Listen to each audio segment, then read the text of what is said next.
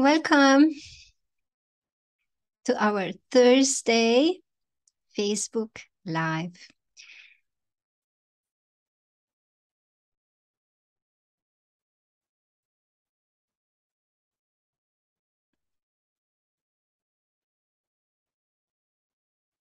Just give me a few seconds to connect to our Facebook page.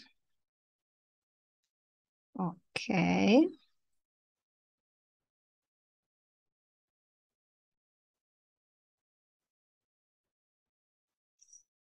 Okay. So we are live.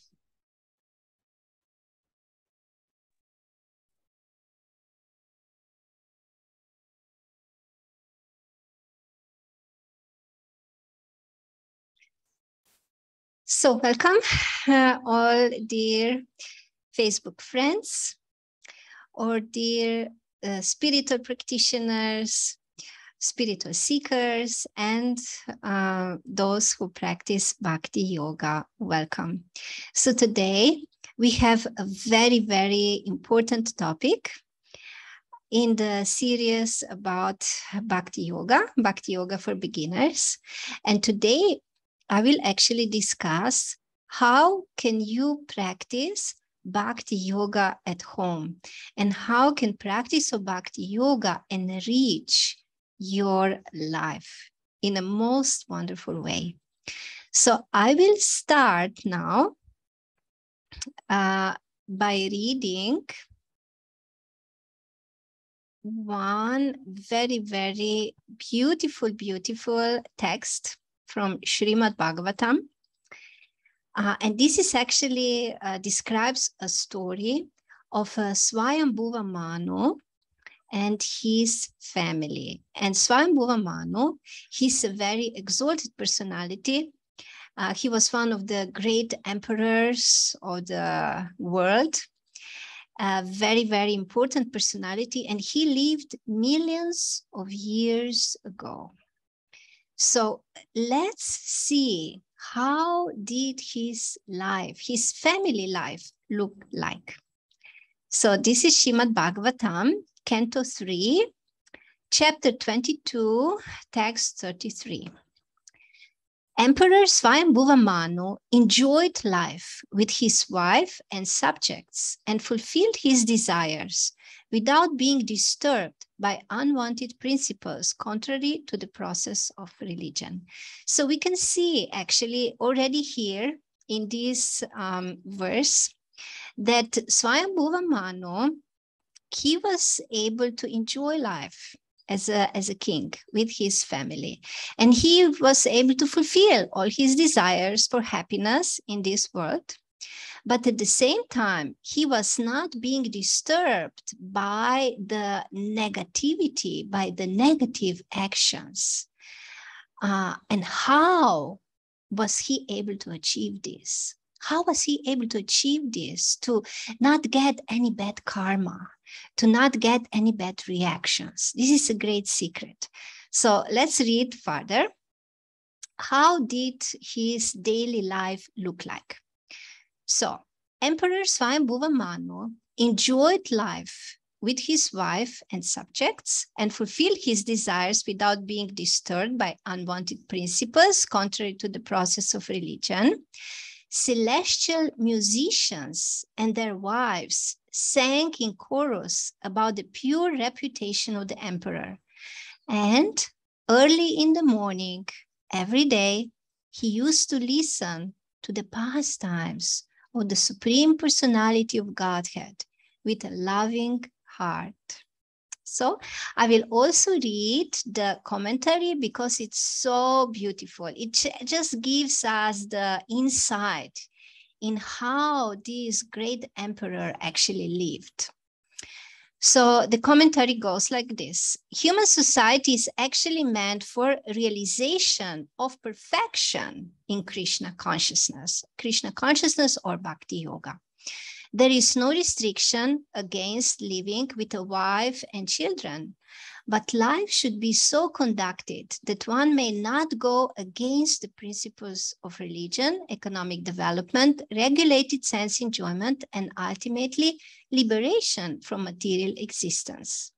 The Vedic principles are designed in such a way that the conditioned souls who have come to this material existence may be guided in fulfilling their material desires and at the same time be liberated and go back to Godhead, back home. So this is just so beautifully described.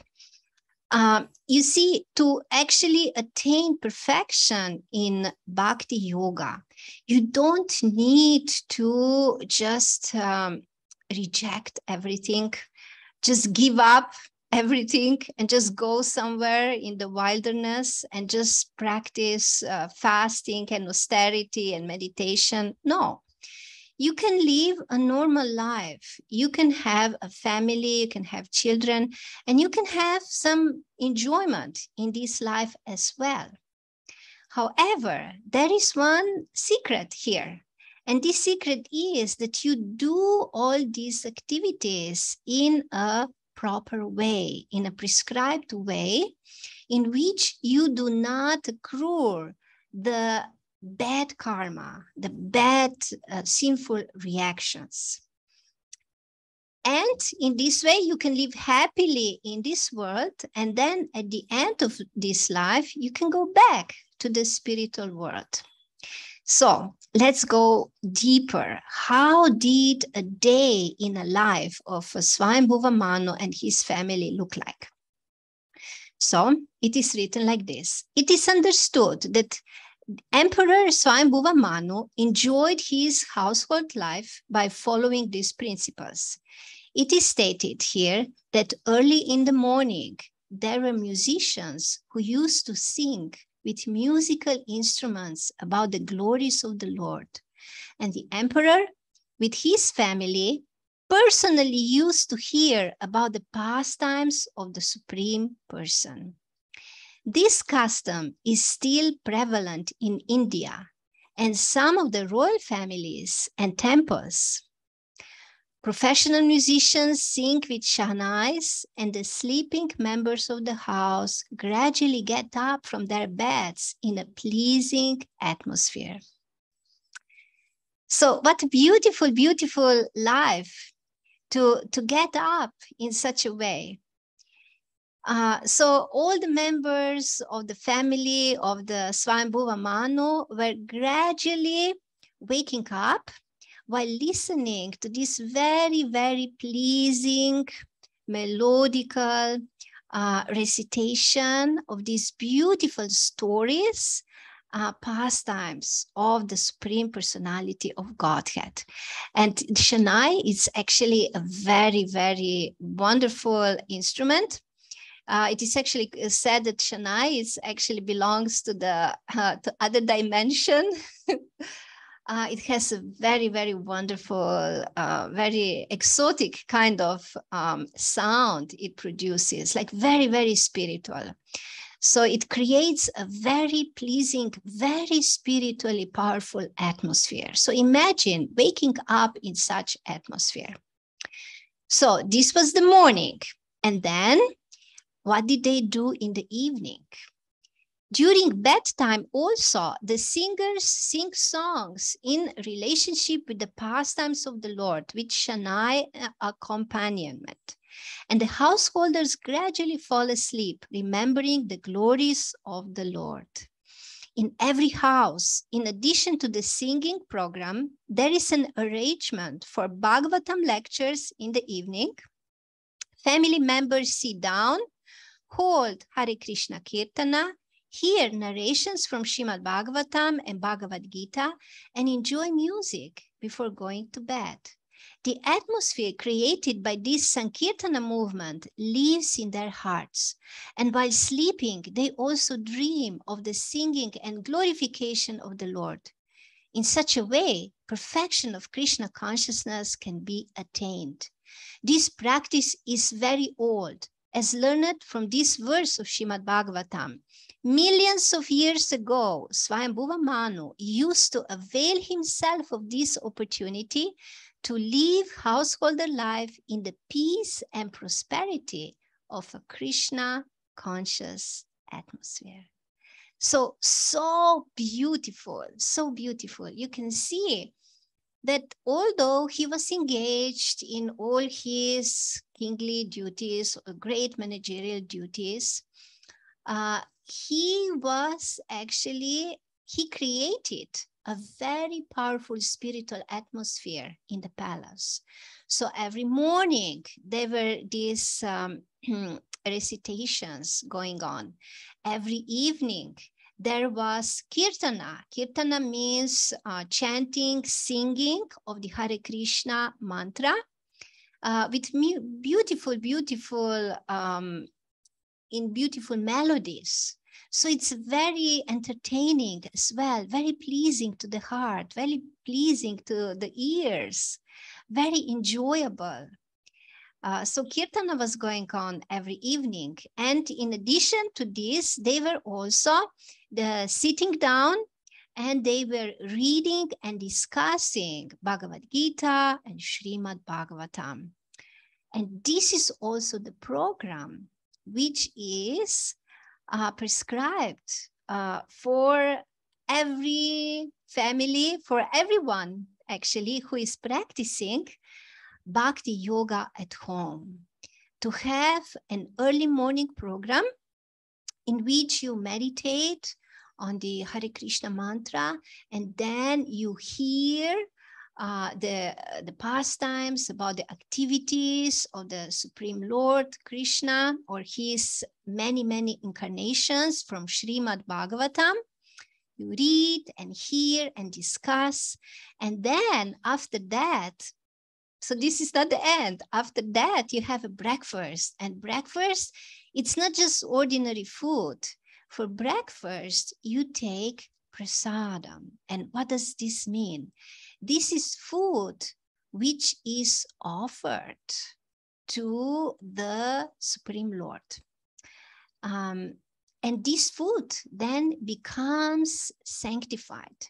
This food becomes purified of all karma. And not only this, but when you eat this kind of food, it nourishes your soul, you yourself, you are the soul. So it nourishes you spiritually, and it also erases, extinguishes karma when you're eating this food. So it's such a beautiful, enjoyable morning program. And then in the evening, the same. You sit down with the family, you have kirtana, you sing, you can also dance. And then you read and discuss from Bhagavad Gita and Srimad Bhagavatam, and then you hear some more, even just before going to bed. And then you will dream about all these things. And naturally, the spiritual thoughts will come to your mind, and you will even have spiritual dreams. And in the morning, when you wake up, you will also have thoughts which are spiritual, because they will be connected with what you have been hearing in the evening. So these are some crucial junctions of the day: early morning and evening, especially before going to sleep. It is very important to absorb your mind, your consciousness, your intelligence, and your senses, like to seeing and hearing, all in Bhakti Yoga, all centered around the Supreme Lord, Sri Krishna. And then you live in this beautiful, very blissful spiritual atmosphere. And in this way, very easily, you make spiritual advancement, you become purified more and more, your attraction and attachment for Lord Shri Krishna grows more and more, and you easily attain the highest goal, which is to completely purify your heart, attain pure love, and then go back to the spiritual sky, back home to the spiritual world, back home to Sri Krishna, to eternally enjoy in his loving pastimes as his beloved servant.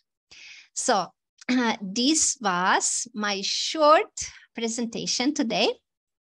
And now I would just like to see if there is anyone. We have any, maybe any question? Let me see if I can, okay. Okay, so let me see. Is somebody watching? Okay, this is not the right one. Okay, this was another one. I'm just trying to get to the right point. Okay, we are being live here on the Facebook page. Let's see. Okay, here we are. Okay, so I'm waiting. I see some of you are listening, watching. So please, if you have any comment, if you have any question, if there is anything more that you would like to know, that you would like to discuss, please kindly write a comment.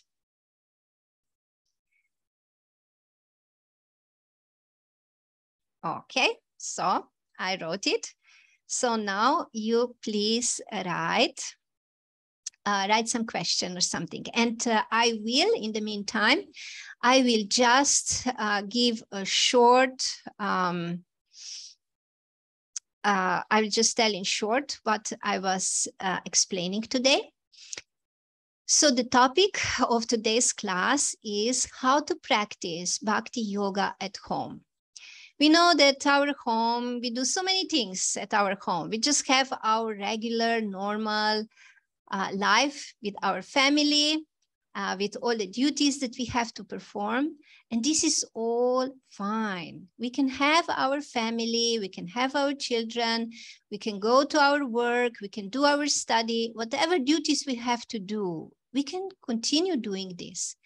But what we can add in practice of bhakti yoga is how we create a beautiful, blissful spiritual atmosphere. And for this, I was telling you the story of Swayambhuva Manu, who lived many millions of years ago. And although he was very busy with the management of the entire planet, he was living in a very powerful spiritual atmosphere, and he was making great spiritual progress. So what we can learn from him? How did his life look like?